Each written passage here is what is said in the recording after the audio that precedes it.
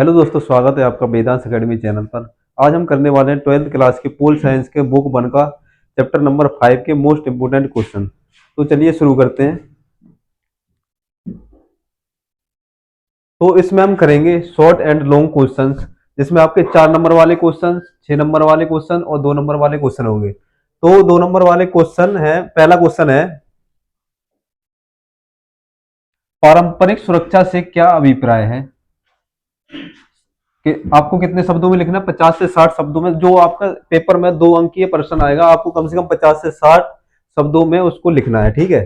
तो पहला प्रश्न है, पारंपरिक सुरक्षा से क्या अभिप्राय है? उत्तर में लिखोगे, पारंपरिक सुरक्षा से आशय उस सुरक्षा व्यवस्था से है जिसमें किसी देश को दूसरे देश से होने वाले सैन्य हमलों से बचाया जाता है। इसमें बाहरी आक्रमण, युद्ध, सैन्य धमकी से देश की संप्रभुता, स्वतंत्रता और क्षेत्रीय अखंडता की रक्षा करना मुख्य उद्देश्य होता है। और सुरक्षा सेना हथियारों और रक्षा नीति पर आधारित होती है। पारंपरिक सुरक्षा व्यवस्था से आप इसमें जो है अभिप्राय बता सकते हैं, उसका अर्थ बता सकते हैं कि किसी देश के द्वारा दूसरे देश पर सैन्य हमला होता है तो उसको क्या करते हैं? आक्रमण, युद्ध, सैन्य धमकी से देश की संप्रभुता और क्षेत्रीय अखंडता की रक्षा करना मुख्य उद्देश्य होता है। एक देश के द्वारा दूसरे देश पर अगर सैन्य हमला होता है तो उसको क्या, उसके अपने देश की संप्रभुता, स्वतंत्रता और क्षेत्रीय अखंडता को बचाना उसका मुख्य उद्देश्य हो जाता है। और सुरक्षा सेना हथियारों और रक्षा नीति पर आधारित होती है, यानी एक सेना भी होनी चाहिए, अच्छे हथियार भी होने चाहिए उस देश के पास, और रक्षा नीति भी अच्छी होनी चाहिए, ठीक है। तो पारंपरिक सुरक्षा इस प्रकार से आप उसको बता सकते हैं।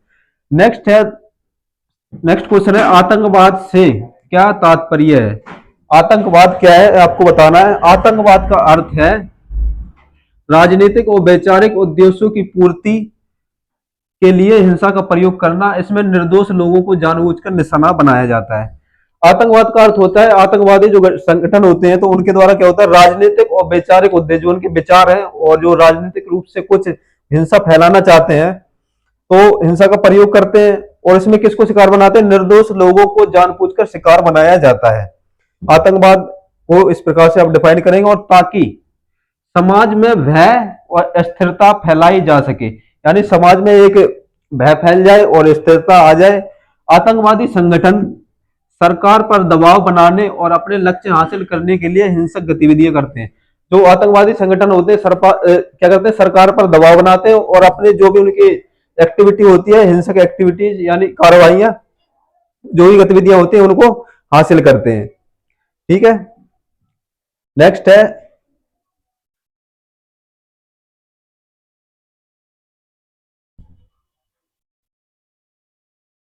थर्ड क्वेश्चन है, क्वेश्चन नंबर थर्ड है, शक्ति संतुलन से क्या समझते हैं?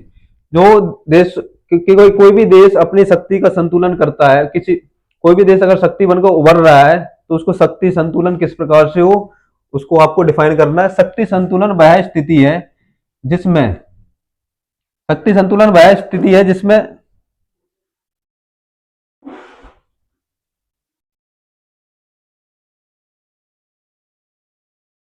शक्ति संतुलन वह स्थिति है जिसमें विभिन्न देशों के बीच सैन्य राजनीतिक शक्ति लगभग समान बनी रहती है।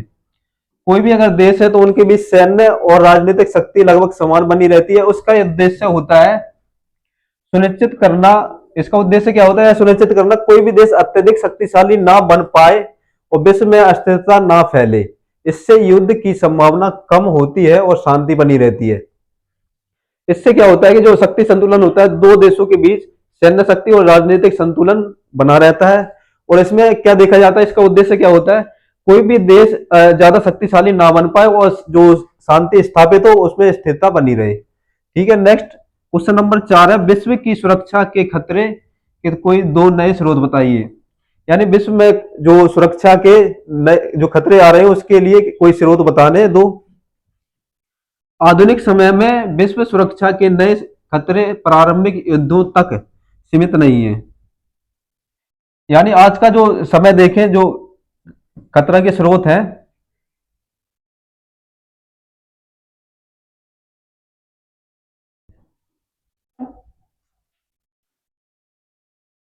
यार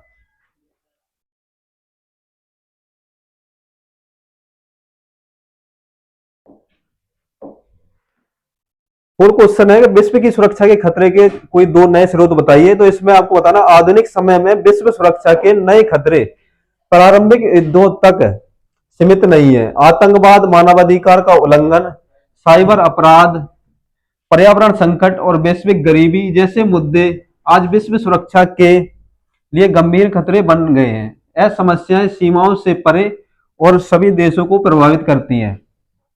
यानी जो सुरक्षा के नए स्रोत हैं, पारंपरिक स्रोत में हमारा पहला मतलब क्या आता है, युद्ध। ये युद्ध तक सीमित नहीं है। जो सुरक्षा का स्रोत है, नए स्रोत है, जो खतरे आए हैं, ये कहां तक है, युद्ध तक सीमित नहीं है। इसमें अन्य खतरे भी शामिल है जो कि नए स्रोत हैं। आतंकवाद है, मानवाधिकार है, साइबर अपराध है, पर्यावरण संकट, वैश्विक गरीबी और मुद्दे आज विश्व सुरक्षा के लिए गंभीर खतरे बनकर आए हैं। समस्याएं सीमा से परे है। ये जो समस्या है एक एक सीमा में नहीं है, मतलब इसको समाधान नहीं किया जा सकता। एक सीमा में रहकर सभी देशों को प्रभावित करती है। ये जो नए स्रोत आए, ये सभी देशों को क्या करते हैं, प्रभावित करती है।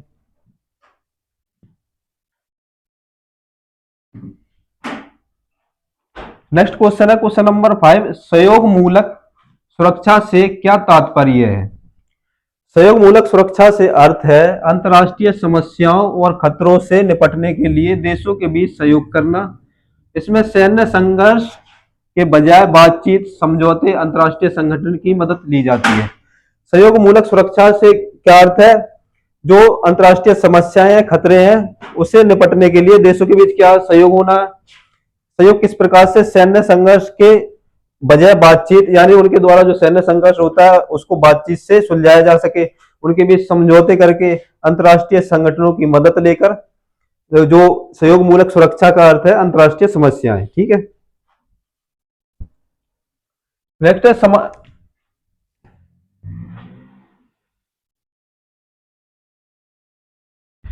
समाधान खोजा जाता है। आतंकवाद, पर्यावरण संकट, महामारी जैसी समस्याओं में यह नीति अधिक प्रभावी मानी जाती है, क्योंकि ये जो नए स्रोत हैं, जो कि आतंकवाद, पर्यावरण संकट, महामारी, ये विश्व लेवल पे और ये सहयोग मूलक खतरे, यानी सहयोग से इनका जो है समाधान किया जा सकता है। इसीलिए जो अंतर्राष्ट्रीय संगठन है उसमें सहयोग चाहिए। सैन्य संघर्ष रहता है देशों के बीच, जो सैन्य संघर्ष रहता है उसमें बातचीत करके उन्हें जो मसला सुलझाना चाहिए। नेक्स्ट क्वेश्चन है, आंतरिक रूप से विस्थापित जन से क्या तात्पर्य है, उदाहरण दीजिए। यानी किसी आंतरिक रूप से विस्थापित का तात्पर्य बताना आपको, यानी किसी देश के अंदर जो लोग एक जगह से दूसरी जगह विस्थापित होते हैं उसको डिफाइन करना है। आंतरिक रूप से विस्थापित जन वे लोग होते हैं जो युद्ध, हिंसा या प्राकृतिक आपदाओं के कारण अपना घर छोड़ने को मजबूर होते हैं। आंतरिक विस्थापन किसे कहेंगे, जो युद्ध, अगर कोई भी है युद्ध के कारण या किसी हिंसा के कारण या फिर प्राकृतिक आपदाओं के कारण अपने घर को छोड़ने पर मजबूर होते हैं, लेकिन अपने ही देश की सीमाओं के भीतर रहते हैं, और क्या अपने ही देश की सीमाओं के भीतर उनका स्थानांतरण होता है, उसे ही क्या बोलेंगे, आंतरिक रूप से विस्थापन। उदाहरण के लिए आप बता सकते हैं, जम्मू कश्मीर से विस्थापित कश्मीरी पंडित जो देश के अन्य भागों में रहने को विवश हुए। तो जो आंतरिक विस्थापन किसे कहेंगे, हिंसा, प्राकृतिक आपदाएं या फिर किसी अन्य कारण से जो आंदोलन, हिंसात्मक आंदोलन होते हैं, प्राकृतिक आपदाएं होती है, इनसे लोगों का जो विस्थापन होता है किसके अंदर, किसी देश की सीमा के अंदर, तो उसे बोलेंगे आंतरिक विस्थापन। जम्मू कश्मीर से विस्थापित, उदाहरण के लिए आप बता सकते हैं, जम्मू कश्मीर से विस्थापित कश्मीरी पंडित जो देश के अन्य भागों में रहने को विवश हुए।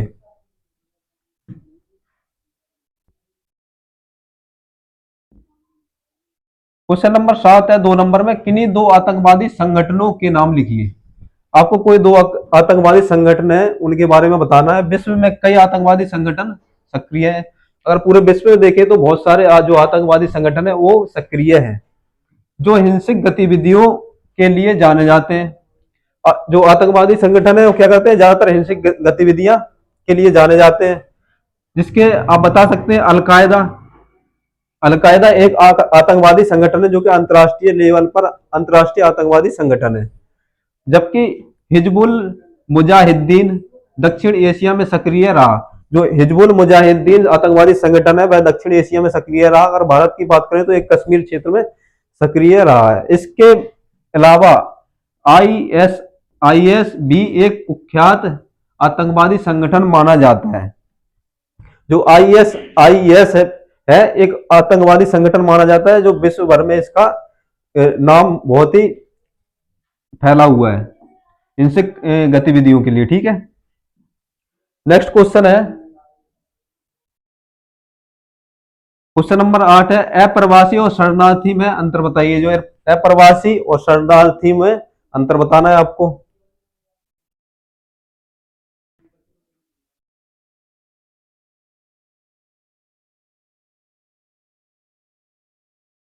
आप इसे बता सकते हैं, अप्रवासी वे लोग होते हैं जो बेहतर रोजगार, शिक्षा, जीवन स्तर के लिए अपनी इच्छा से देश को छोड़ते हैं। अप्रवासी किन्हें बोलेंगे? जो रोजगार, शिक्षा और बेहतर जीवन के लिए अपने देश को अपनी इच्छा के अनुसार छोड़ते हैं। ठीक है, इसके विपरीत शरणार्थी किसे बोल सकते हैं? जो युद्ध, प्राकृतिक आपदा, राजनीतिक उत्पीड़न या हिंसा के कारण मजबूरी में अपना देश छोड़ने पर विवश होते हैं और अन्य देशों में शरण लेते हैं। शरणार्थी वे लोग होते हैं जो हिंसा के कारण, युद्ध के कारण या प्राकृतिक आपदा के कारण अपने देश से अन्य देशों में शरण लेते हैं, उसे शरणार्थी बोले कहेंगे। ठीक है, तो अप्रवासी और शरणार्थी इस प्रकार से आप परिभाषित कर सकते हैं। नेक्स्ट है क्वेश्चन नंबर 9, गठबंधन बनाना किस प्रकार की पारंपरिक सुरक्षा नीति का एक तत्व है? या गठबंधन बनाया जाता है देशों के द्वारा, तो एक पारंपरिक सुरक्षा नीति का तत्व किस प्रकार से आपको बताना है। आप इसे बता सकते हैं, गठबंधन बनाना पारंपरिक सुरक्षा नीति एक महत्वपूर्ण तत्व है। जो पारंपरिक सुरक्षा नीति में गठबंधन बनाना एक महत्वपूर्ण, बहुत ही इंपॉर्टेंट तत्व है। इसमें दो या अधिक देश आपस में समझौते के तहत एक यह तय करते हैं किसी विशेष परिस्थिति और बाहरी खतरे की स्थिति में वह एक दूसरे की सहायता करेंगे और इससे देशों की सामूहिक सुरक्षा मजबूत होती है और शत्रु पर दबाव बनता है। पारंपरिक सुरक्षा के जो तत्व है क्यों महत्वपूर्ण है? वो बहुत ही महत्वपूर्ण है। और ये क्यों महत्वपूर्ण है? क्योंकि इसमें दो या अधिक देश क्या करते हैं? आपसी में समझौता करते हैं। समझौता किस लिए? किसी विशेष परिस्थिति या बाहरी खतरों से एक दूसरे की सहायता कर सकें, और इससे क्या होता है? सामूहिक सुरक्षा मजबूत होती है और शत्रु, जो भी सैन्य हमला करने वाला शत्रु होता है, उस पर दबाव बनता है। तो गठबंधन बनाना पारंपरिक सुरक्षा के लिए एक तत्व है, इस प्रकार से आप बता सकते। नेक्स्ट क्वेश्चन है, निशस्त्रीकरण से क्या अभिप्राय है?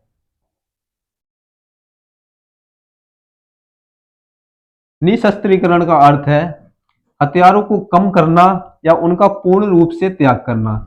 यानी किसी देश के द्वारा एक हथियारों को लेकर, यानी जैसे परमाणु हथियार हो गए, इनको लेकर कोई शक्तिशाली बन रहा है, अब अपने आप को मजबूत कर रहा है, शक्तिशाली बनते जा रहा है, तो इसको क्या करना है? इसमें निशस्त्रीकरण की पॉलिसी क्या है कि हथियारों को कम करना और उनका त्याग करना। इसका उद्देश्य क्या है? युद्ध की संभावना को घटाना और विश्व में शांति स्थापित करना।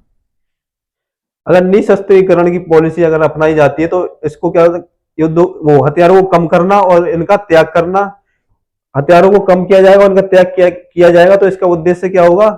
इससे क्या होगा? इससे क्या लाभ होगा? युद्ध की संभावना की घटना जो होती है उसको कम होगी, वो विश्व में शांति स्थापित होगी।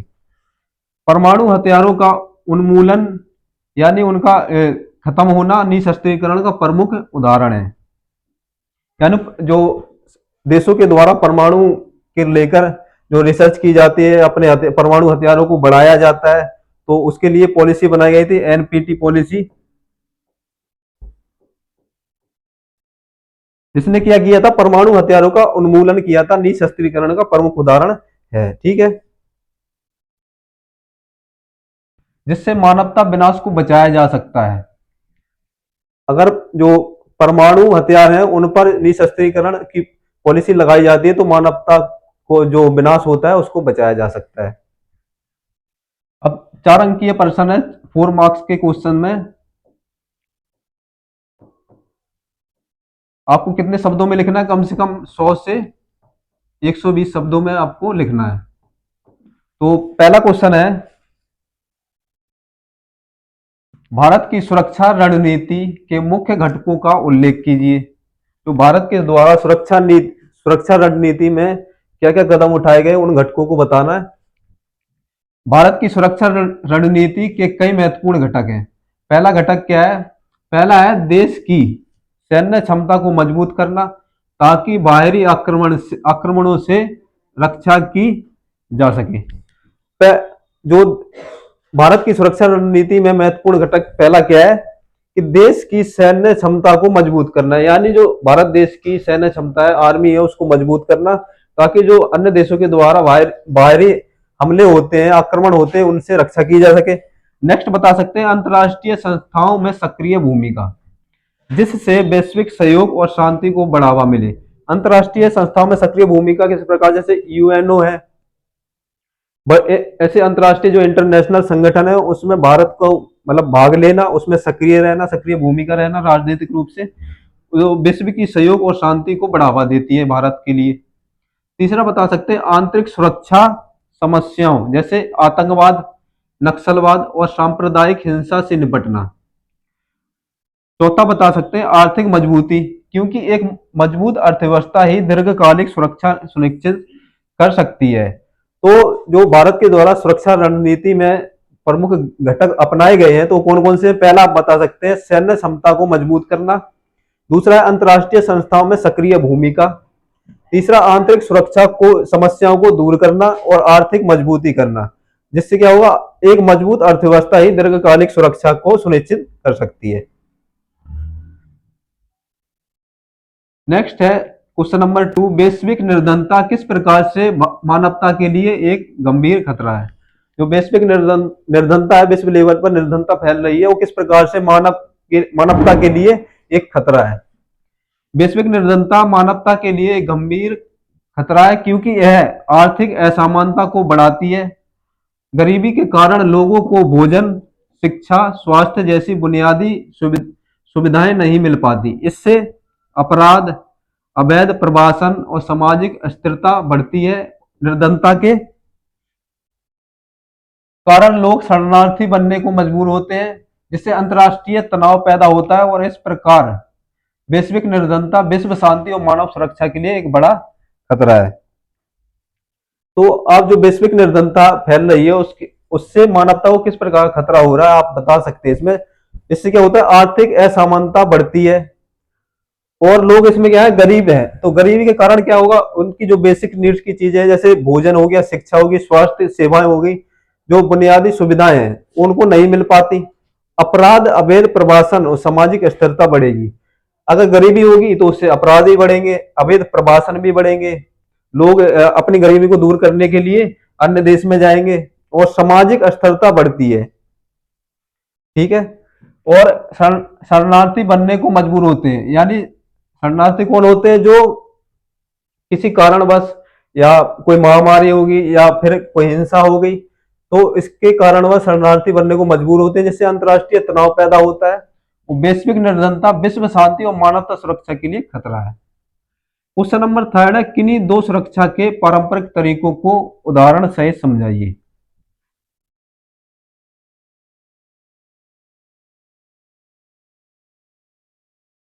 जो सुरक्षा के दो पारंपरिक तरीके हैं उसको उदाहरण सहित बताना है आपको। सुरक्षा के पारंपरिक तरीकों में पहला है निशस्त्रीकरण, जिसका उद्देश्य है हथियारों को समाप्त करना और कम करना।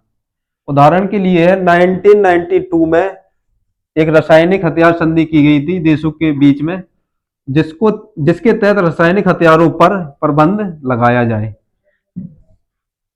सुरक्षा के पारंपरिक तरीकों में बता सकते हैं कि पहला तरीका क्या है? निशस्त्रीकरण करना। निशस्त्रीकरण में क्या है? हथियारों को समाप्त करना या अगर कोई देश हथियारों को लेकर मजबूत बन रहा है तो उसको कम करना। उदाहरण के लिए इसके लिए संधि की गई थी देशों के बीच में। कौन सी संधि थी? रासायनिक हथियार संधि, जिसके तहत रासायनिक हथियारों पर प्रतिबंध लगाया गया। दूसरा बता सकते हैं हथियार नियंत्रण। हथियारों पर नियंत्रण हो जिसमें हथियारों की संख्या सीमित की जाती है, यानी किसी देश के पास, जैसे फ्रांस के पास 335 के करीब परमाणु हथियार है, तो इस प्रकार से सभी देश अपने परमाणु हथियारों को बढ़ाने की कोशिश करेगा। तो इस पॉलिसी में कहा गया जो हथियार नियंत्रण की पॉलिसी में 1972 में एंटी बैलिस्टिक मिसाइल संधि हुई थी, तो इसमें कहा गया कि जो देशों के द्वारा परमाणु जो हथियार है उस पर नियंत्रण किया जाए, जिसमें मिसाइल रक्षा और प्रणालियों की सीमित किया गया, जो जिसमें मिसाइल वगैरह होगी इसकी प्रणालियों को सीमित किया गया है। तो पारंपरिक तरीकों को उदाहरण सहित समझाइए।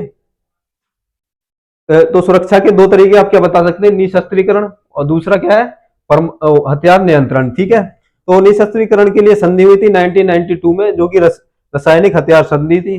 नेक्स्ट दूसरा बता सकते हैं हथियार नियंत्रण, जिसके लिए संधि हुई थी 1972 की एंटी बैलिस्टिक मिसाइल संधि, जिसमें मिसाइल रक्षा प्रणालियों की सीमित किया गया। ठीक है,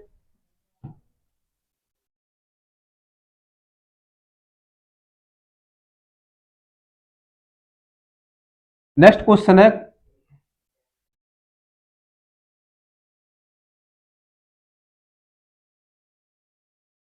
क्वेश्चन नंबर 4, शक्ति संतुलन क्या है? शक्ति संतुलन क्या है और कोई देश इसे कैसे कायम करता है? आपको बताना, जो कोई भी देश है उसके शक्ति संतुलन क्या है और कोई भी देश शक्ति का संतुलन किस प्रकार से कायम करता है, क्या क्या तरीके अपनाता है शक्ति संतुलन के लिए। शक्ति संतुलन वह स्थिति है जिसमें अंतर्राष्ट्रीय व्यवस्था में कोई भी देश अत्यधिक शक्तिशाली ना बन सके। शक्ति संतुलन उसे कहेंगे जिसमें अंतर्राष्ट्रीय व्यवस्था में, अंतर्राष्ट्रीय लेवल पर, विश्व लेवल पर कोई भी देश अगर शक्तिशाली बन रहा है तो वो अत्यधिक शक्तिशाली ना बन सके। इसका उद्देश्य युद्ध को रोकना, स्थिरता बनाए रखना होता है। अगर कोई भी देश है ज्यादा शक्तिशाली बन जाता है और किसी अन्य देश से उसके बीच एक देश का उस देश के साथ अगर तनाव रहता है, संघर्ष रहता है, तो उसके साथ युद्ध उस पर हमला कर सकता है और उसे नष्ट कर सकता है। इसलिए कहा गया कि इसका उद्देश्य क्या होता है, युद्ध को रोकना और स्थिरता बनाए रखना, एक स्थिरता बनी रहे, देशों के बीच अच्छे संबंध रहे। कोई देश इसे अपनी सैन्य शक्ति बढ़ाकर आधुनिक हथियारों के विकास द्वारा कायम करता है। कोई अगर देश है इसको अगर करना चाहता है शक्ति संतुलन, तो अपने क्या करता है, सैन्य शक्ति बढ़ाकर आधुनिक हथियारों के विकास द्वारा कायम करता है, आधुनिक हथियार बढ़ाता है और अपनी सैन्य शक्ति को बढ़ाता है। आगे बता सकते हैं, साथ ही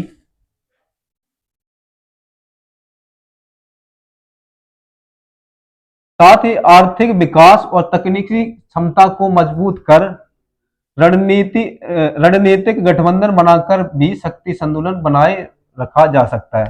यानी शक्ति संतुलन कोई भी देश किस प्रकार से बनाएगा, एक तो आर्थिक विकास करके, अपनी तकनीकी क्षमता को मजबूत करके और रणनीतिक गठबंधन बनाकर देशों के बीच और शक्ति संतुलन बनाए रख सकता है। ठीक है, क्वेश्चन नंबर 5वां है, मिलान कीजिए। इसमें आपको मिलान करना है।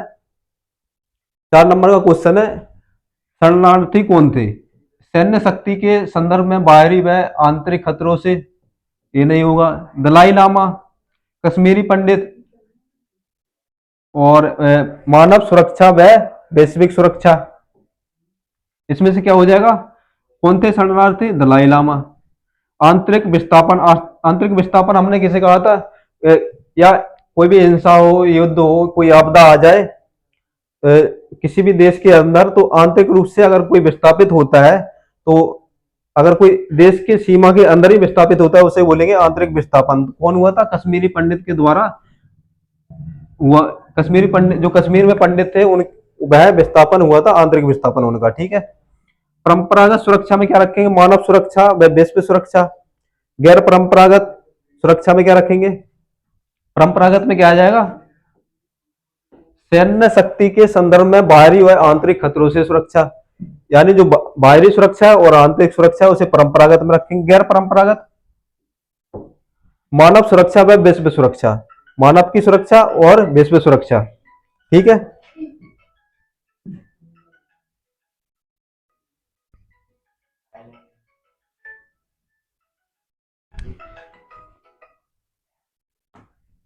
प्रश्न नंबर 6 है, बाहरी खतरों से संबंधित परंपरागत सुरक्षा की अवधारणा के 4 घटक कौन कौन से हैं? यानी जो बाहरी खतरे हैं उससे संबंधित परंपरागत सुरक्षा में की धारणा में जो 4 घटक हैं वो बताने आपको। बाहरी सुरक्षा की पारंपरिक अवधारणा के अंतर्गत खतरे कौन? पहला पॉइंट है, खतरों का स्रोत कोई दूसरा मुल्क होता है जो सैन्य हमलों की धमकी देकर संप्रभुता, स्वतंत्रता और क्षेत्रीय अखंडता जैसे किसी देश के केंद्रीय मूल्यों के लिए खतरा पैदा करता है। तो पारंपरिक सुरक्षा में है, किसी भी देश के द्वारा सैन्य हमला किया जाता है अन्य देश पर, तो उसमें क्या होता है कि उस देश उसको धमकी देता है सैन्य हमले की, तो उस देश को क्या करना पड़ता है कि अपने संप्रभुता, स्वतंत्रता व क्षेत्रीय अखंडता जैसी किसी देश के केंद्रीय मूल्यों के लिए खतरा हो जाता है वो, अगर कोई एक देश के द्वारा सैन्य हमले की धमकी दी जाती है। नेक्स्ट है, सुरक्षा नीति का संबंध युद्ध की आशंका को रोकने में होता है। इसके में सुरक्षा नीति का जो संबंध है युद्ध की आशंका को रोकने में होता है, जिसे अपरोध कहा जाता है। नेक्स्ट बता सकते हैं, देश शक्ति संतुलन अपने पक्ष में रखने के लिए सैन्य शक्ति के साथ आर्थिक और प्रौद्योगिकी ताकत बढ़ाने में लगे रहते हैं। जो देश है कोई भी देश है अपने पक्ष में रखने की क्या सैन्य शक्ति को, अपनी सैन्य शक्ति को बढ़ाने के लिए क्या करते हैं, आर्थिक और प्रौद्योगिकी की ताकत बढ़ाने में लगे रहते हैं, और किसी देश अथवा गठबंधन की तुलना में अपनी ताकत का असर बढ़ाने के लिए देश गठबंधन बनाते हैं, वो गठबंधन राष्ट्रीय हितों पर आधारित होते हैं। कोई भी देश है और गठबंधन की तुलना करें तो अपनी ताकत को बढ़ाने के लिए देश गठबंधन बनाते हैं, और गठबंधन राष्ट्रीय हितों पर आधारित होते हैं। देश क्या होते हैं, अपनी ताकत को बढ़ाने के लिए गठबंधन बनाते हैं, और गठबंधन होते हैं राष्ट्रीय हितों पर आधारित। राष्ट्रीय हित बदलने पर गठबंधन भी बदल जाते हैं, राष्ट्रीय हित बदलने पर गठबंधन भी बदल जाते हैं। ठीक है,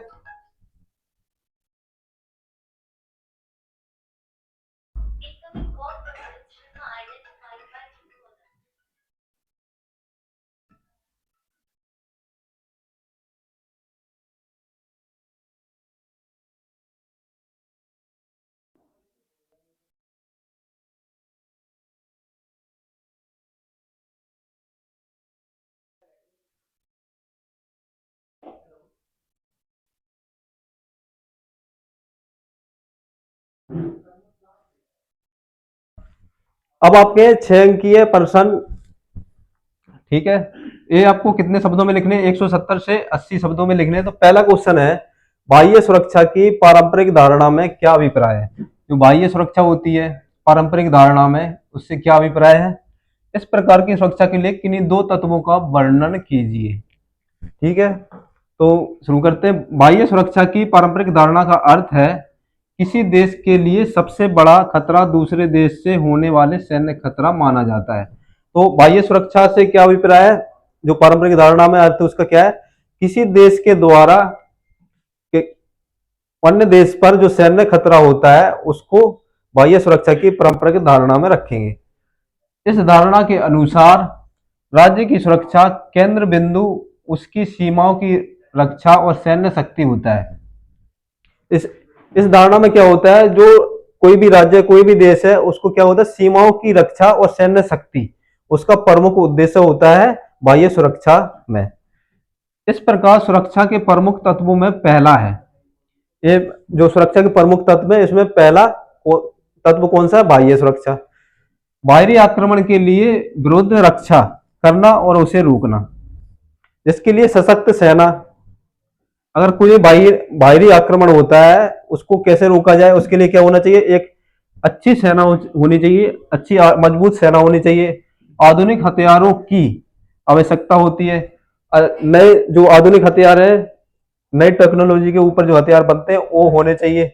दूसरा तत्व है युद्ध को टालना, दूसरा बता सकते हैं जिसके लिए शक्ति संतुलन और गठबंधन बनाना अपनाया जाता है। नेक्स्ट क्या है, युद्ध को टालना, और युद्ध को टालने के लिए देशों के द्वारा क्या किया जाता है, शक्ति संतुलन बनाया जाता है और गठबंधन बनाया जाता है। ठीक है, शक्ति संतुलन किस प्रकार से, अगर कोई देश इनके भी समझौता होता है तो एक देश के द्वारा दूसरे देश को अपने जितने भी उनके पास हथियार हैं या परमाणु हथियार हैं या कोई किसी प्रकार के शक्तिशाली हथियार है, तो एक दूसरे को उन्हें बताना पड़ेगा मेरे को किस प्रकार से हमारे पास हथियार है, और गठबंधन बनाया जाता है इनके द्वारा। इस तरह से पारंपरिक बाह्य सुरक्षा सैन्य उपायों पर आधारित होती है। तो बाह्य सुरक्षा की पारंपरिक धारणा से क्या अभिप्राय है, किसी देश के द्वारा अन्य देश पर जो सैन्य हमला होता है उसे हम क्या बोलेंगे, बाह्य सुरक्षा की पारंपरिक धारणा। और इस धारणा में क्या करते हैं, सीमाओं की रक्षा करता है देश और सैन्य शक्ति को मजबूत करता है।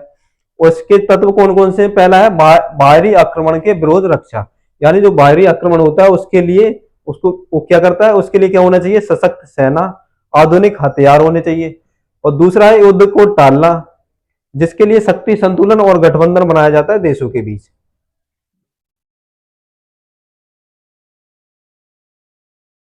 क्वेश्चन नंबर 2 है आंतरिक और बाह्य सुरक्षा की पारंपरिक धारणाओं से क्या अभिप्राय है। इसमें आपको बताना है जो आंतरिक और बाह्य सुरक्षा है पारंपरिक धारणा में, उससे क्या अभिप्राय है। आंतरिक सुरक्षा की पारंपरिक धारणा का संबंध है देश के भीतर शांति स्थिरता बनाए रखने से है। द्वितीय विश्व युद्ध के बाद कई देश, शक्तिशाली देश जैसे विशेषकर अमेरिका, सोवियत संघ ने अपनी सीमाओं के भीतर अपेक्षाकृत स्थिरता अनुभव की है। यूरोप के अनेक देशों को भी आंतरिक सुरक्षा की बड़ी चुनौती नहीं थी। यानी आंतरिक सुरक्षा में क्या है, जो देश के भीतर शांति है उसको बना के रखना और उसकी स्थिरता बना के रखना। अगर इसका उदाहरण देखें तो द्वितीय विश्व युद्ध के बाद कई देश जो शक्तिशाली थे, विशेषकर अमेरिका और सोवियत संघ ने अपनी सीमाओं के भीतर अपेक्षाकृत स्थिरता अनुभव की।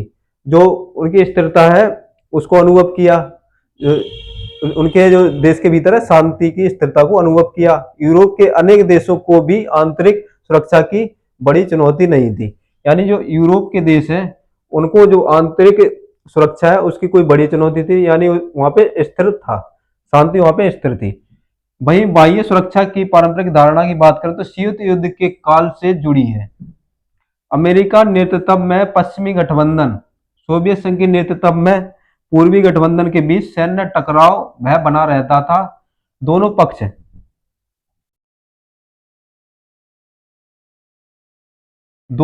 एक दूसरे के बाहरी सैन्य हमलों की आशंका रखते थे, इसलिए नीति सैन्य शक्ति पर केंद्रित थी।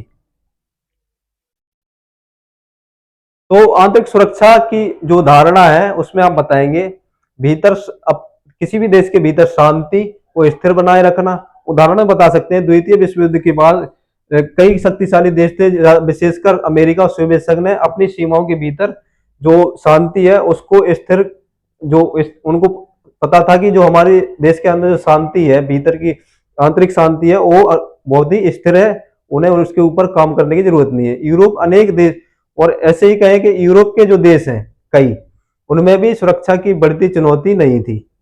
और बाह्य सुरक्षा की बात करें, बाह्य सुरक्षा में शीत युद्ध के काल से जुड़ी अमेरिका के नेतृत्व में पश्चिमी, यानी अमेरिका किसका नेतृत्व कर रहा था, पश्चिमी गठबंधन का सोवियत संघ कर रहा था।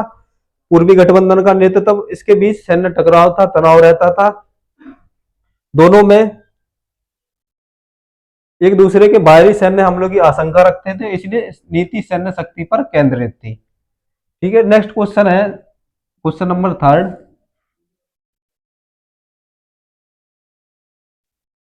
क्वेश्चन नंबर 3 है देश के सामने फिलहाल जो खतरे मौजूद हैं उनमें परमाणु हथियारों की सुरक्षा अथवा अपरोध यानी रोकना के लिए बहुत सीमित उपयोग रह गया है।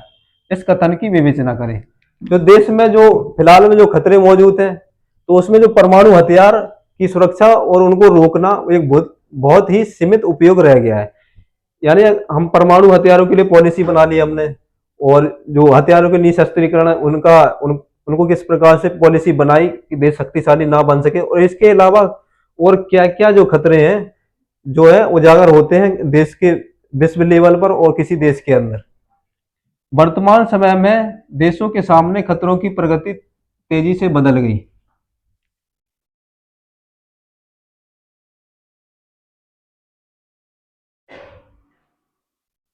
वर्तमान समय की बात करें तो जो देशों के सामने खतरों की प्रगति तेजी से बदल गई। आज के प्रमुख खतरे वैश्विक ताप वृद्धि, महामारियां, गरीबी, भुखमरी और प्राकृतिक आपदाएं हैं।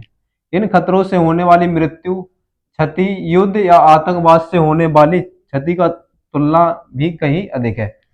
यानी इस क्वेश्चन में पूछा गया है, जो जैसे हमने देखा कि जो सैन्य हमले के लिए कोई देश एक देश दूसरे देश पर सैन्य हमला ना कर सके उसके लिए हमने परमाणु पॉलिसी बनाई। और इसके अलावा हम बता सकते हैं कि आज वर्तमान में देखें जो है, इसके अलावा और भी खतरे हैं जो उभर कर आ रहे हैं विश्व लेवल पे। क्या क्या है, वैश्विक ताप वृद्धि, महामारियां, गरीबी, भुखमरी, प्राकृतिक आपदाएं, इस प्रकार के जो खतरे हैं इनके लिए भी सुरक्षा की पॉलिसी बनाना जरूरी है। इन खतरों से क्या हो रहा है, इनसे मृत्यु हो रही है, क्षति हो रही है बहुत ज्यादा। युद्ध या आतंकवाद से होने वाली क्षति की तुलना में कहीं अधिक है। यानी जो युद्ध है और जो आतंकवाद है उससे जो नुकसान होता है, इससे इसके मुकाबले कहीं ज्यादा जो अभी जो नए खतरे हैं, महामारियां, गरीबी, भुखमरी, इनसे ज्यादा क्षति हो रही है। परमाणु हथियार का निर्माण मुख्यतः बाहरी सैन्य आक्रमण को रोकने के लिए किया गया था, लेकिन हथियार महामारियां, अकाल, जलवायु परिवर्तन, प्राकृतिक आपदाओं को रोकने में पूरी तरह असमर्थ है। यानी जो हम देखें, जो परमाणु हथियारों का निर्माण किस लिए किया गया था देशों के द्वारा, जो बाहरी सैन्य आक्रमण रोक सके। लेकिन क्या बाहरी सैन्य आक्रमण को रोकने के लिए परमाणु हथियार का जो उपयोग किया गया है, देश के द्वारा विकसित किया जा रहा है, अपनी टेक्नोलॉजी बढ़ाई जा रही है, क्या उससे ये जो अभी जो नए स्रोत हैं जैसे महामारियां, अकाल, जलवायु परिवर्तन, प्राकृतिक आपदाएं, इनको रोका जा सकता है? नहीं, ये इनको रोकने में असमर्थ है। उदाहरण के लिए बोले, जैसे कोविड-19 जैसी महामारियों ने अस्पष्ट कर दिया सबसे शक्तिशाली देशों की सैन्य ताकत भी ऐसे खतरों से सुरक्षा नहीं दे सकती। यानी जो महामारियां आती हैं, जो भी नए स्रोत हैं, जो नए खतरे हैं, खतरे के नए स्रोत हैं, जैसे कि कोविड-19 अगर आया था तो विकसित देश थे जिनकी सैन्य शक्ति अच्छी थी, क्या उन्होंने जो कोविड-19 के द्वारा महामारी हुई है, जो नुकसान उठाना पड़ा देशों को, उसको रोक पाया? तो इसे बताइए कि सैन्य ताकतों से इन खतरों को नहीं रोका जा सकता। इसीलिए यह कहा जा सकता है, आज के युग में परमाणु हथियारों की उपयोगिता सीमित हो गई है। यानी जो परमाणु उपयोगिता है, परमाणु हथियार है, उनकी क्या उपयोगिता सीमित हो गई है। मानव सुरक्षा के लिए स्वास्थ्य, पर्यावरण और आर्थिक विकास अधिक महत्वपूर्ण हो गए हैं। यानी अगर मानव की सुरक्षा करनी है तो उसके लिए क्या होना चाहिए? स्वास्थ्य की सेवाएं अच्छी होनी चाहिए, पर्यावरण अच्छा होना चाहिए, जैसे प्राकृतिक आपदाएं रोक सकें। अगर कोई महामारी आती है तो स्वास्थ्य की सुविधाएं अच्छी होनी चाहिए, महामारियों से निपट सकें। आर्थिक विकास अच्छा होना चाहिए, अगर ज्यादा देश में कोई आपदा आ गई है और उस नुकसान की पूर्ति के लिए आर्थिक विकास भी देशों का अच्छा हो। तो जो इसमें आपको बताना है, क्वेश्चन में था 6 अंकीय प्रश्न है, ठीक है। जो परमाणु हथियार है उनसे जो अभी नई खतरे के नए स्रोत हैं उनको नहीं रोका जा सकता। इसको आपको इस प्रकार से डिफाइन करना है, ठीक है। क्वेश्चन नंबर 4 है, भारतीय परिप्रेक्ष्य को ध्यान में रखते हुए किस प्रकार की सुरक्षा को वरीयता दी जानी चाहिए? पारंपरिक या अपारंपरिक? अपने तर्क के समर्थन में उदाहरण दीजिए। यानी जो भारत है, भारत में जो भारत देश है, हमारे भारत को किस प्रकार की सुरक्षा नीति को अपनाना चाहिए? कौन सी सुरक्षा को अपनाना चाहिए? पारंपरिक के सुरक्षा के लिए काम करना चाहिए, अपारंपरिक खतरों की सुरक्षा के लिए काम करना चाहिए? तो इसमें हम बताएंगे।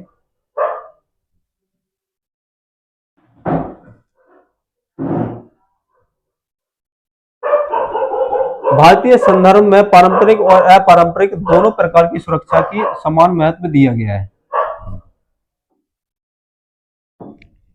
अगर भारत की बात करें तो भारत में क्या है, पारंपरिक और अपारंपरिक दोनों प्रकार की सुरक्षा को समान महत्व दिया गया है। पारंपरिक यानी जिसमें बाहरी खतरे होते हैं, सैन्य हमले हो गए, तो उसको भी मजबूत करना है भारत को।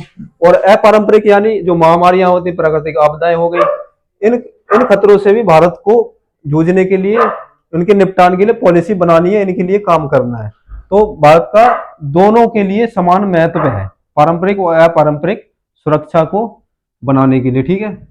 भारत भारत को अतीत में कई बार पारंपरिक सैन्य खतरों से सामना करना पड़ा। तो भारत को है, अगर पारंपरिक सैन्य सुरक्षा की बात करें तो पारंपरिक में जो सैन्य खतरों को रखा गया है उनका सामना करना पड़ा भारत को।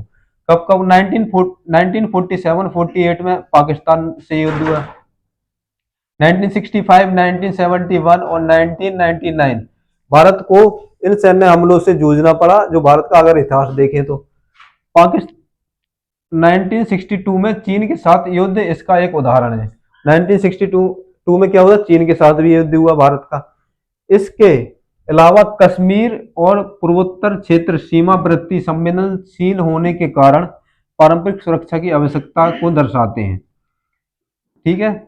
अब भारत को पारंपरिक सुरक्षा को किस प्रकार से क्यों मजबूत करना, क्या कारण रहे? अगर इतिहास को देखें तो भारत ने कई युद्ध किए, पाकिस्तान के साथ, चीन के साथ युद्ध हुए, 1947, 1948, 1965 में हुआ और 1962 में चीन के साथ युद्ध हुआ। और अगर कश्मीर को देखें वहां भी एक संवेदनशील वहां पे क्या स्थिति बनी रहती है। पूर्वोत्तर क्षेत्र में देखें, यानी मेघालय, मिजोरम, मणिपुर, यहाँ यहाँ भी लोगों के द्वारा आंदोलन होते रहते हैं, सैन्य हमले होते रहते हैं इन सीमाओं पर भी। तो भारत को पारंपरिक सुरक्षा की भी जरूरत है। अब अपारंपरिक सुरक्षा की भी जरूरत किस प्रकार से, वहीं दूसरी ओर भारत में गरीबी भी है, कुपोषण, बेरोजगारी भी है, आतंकवाद भी भारत के अंदर होता रहता है, महामारियां और पर्यावरण संकट जैसी भी आपदा आती रहती है। सुरक्षा चुनौतियों से भी जूझ रहा है। यानी भारत में अपारंपरिक सुरक्षा क्यों करनी चाहिए, क्योंकि भारत में गरीबी है, कुपोषण है, बेरोजगारी, आतंकवाद, महामारियां, पर्यावरण संकट जैसी सुरक्षा की चुनौतियों से भी भारत जूझ रहा है। यह समस्याएं सीधे आम नागरिकों के जीवन को प्रभावित करती हैं। अब ये अपारंपरिक में जितने भी खतरे हैं, ये जो है किसके जीवन को, जो आम नागरिक है उनके जीवन को प्रभावित करता है सीधे रूप से।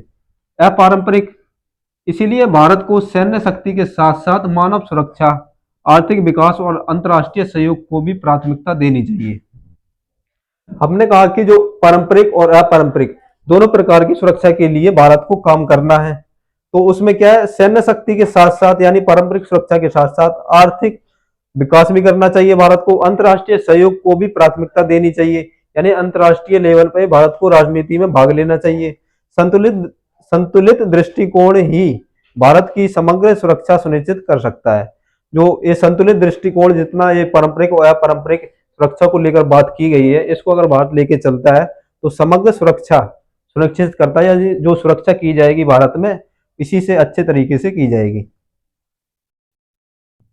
यहाँ पे जो है आज की वीडियो हमारी समाप्त होती है। तो आप इस सेशन में आगे हम चैप्टर कराने वाले हैं चैप्टर 6, और जो हमने 4 चैप्टर इसमें कवर करा दिए गए हैं।